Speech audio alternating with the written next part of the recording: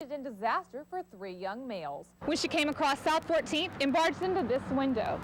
Cracker Barrel was the first to be allowed to put up a huge sign. We're out here at the Abilene High versus Cooper Cougar, outside of it at the tailgate party, the United for Kids tailgate party. Most are grateful for the outpouring of love, but ready to return home. Good afternoon, everyone, and welcome to Noon Tab. I'm Julie Adams, along with Sonia Stevens. 123 years as a congregation, 100 years in the same church building. About 100 evacuees skated their way to fun last night at Skateland. The less fuel there is circulating around the country, Cisco hopes to provide the victims a place of security, privacy, and comfort. These wily bulldogs are getting ready to cook some gobblers up tonight. Houses were destroyed and electricity was wiped out. Philip White hasn't slept much since the roar of water turned his life upside down.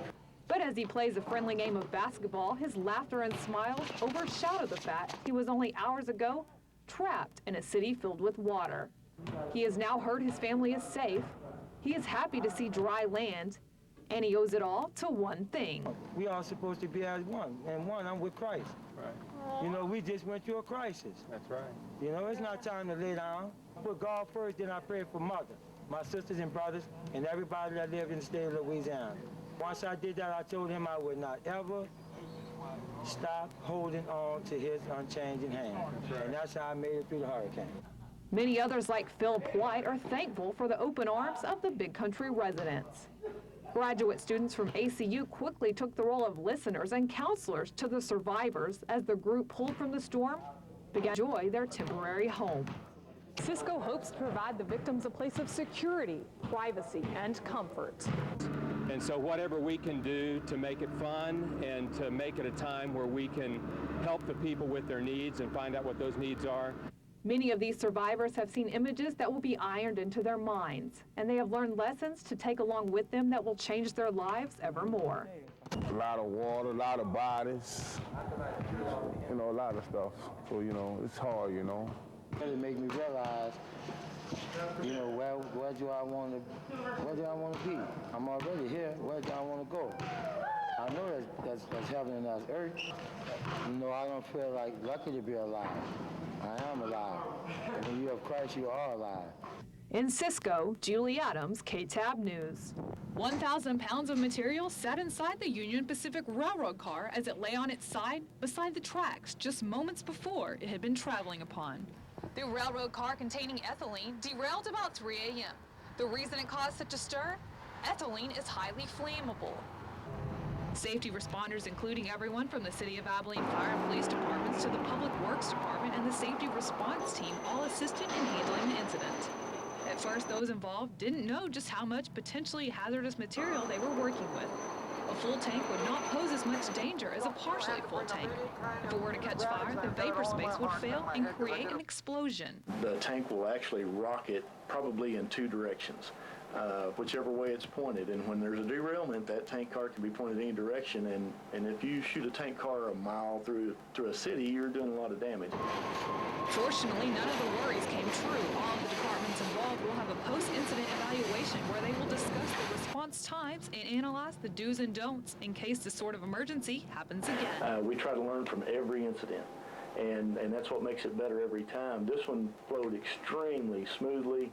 I know there were a bunch of people displaced by this, and it was a hardship on a lot of people in the downtown.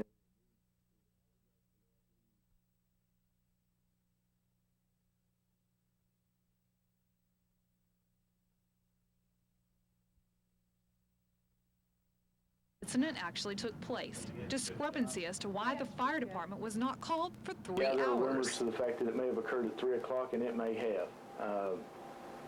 We don't know at this point, and we do not conduct an investigation of the accident scene. That is not our territory. The railroad has specific guidelines. That is their territory, their right-of-way. They will conduct their own investigation. Julie Adams? A family formed within the heart.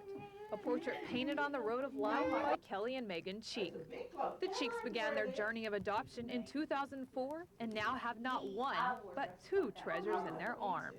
Well, it takes 4 hands most of the time, sometimes more. Anna and Will were adopted into the Cheek family in an ironic twist. The Cheeks had been through a tough time when a previous adoption attempt failed at almost the hour they were about to bring home their new child. They were then called back to be the parents of twins. The Cheeks recalled the surprising lessons they learned from Anna and Will's birth mother. She showed us a kind of love that we have never seen before. And she was quiet and gentle, but she was one of the strongest women I've ever met. It also took the strength of the new parents to watch the birth mother hand them the children grown in her womb so they could watch them blossom in their hearts. That day, I mean, it was the most wonderful day for us, but we ached for her too because we had grown to love her so much. But at the same time, she knew she was doing the right thing. And we're so thankful that she did. I mean, I don't feel any different as if Megan would give birth to them. Now as they walk along their journey as a family, the Cheeks feel a special pride of being the parents of adopted twins. It does give us a sense of honor, maybe, that we've been chosen to parent these babies, even though we would do the same whether they were our biological children or adopted. Our birth mother trusted and had faith that we would be the best family for Anna and Will. Julie Adams, KTAB News.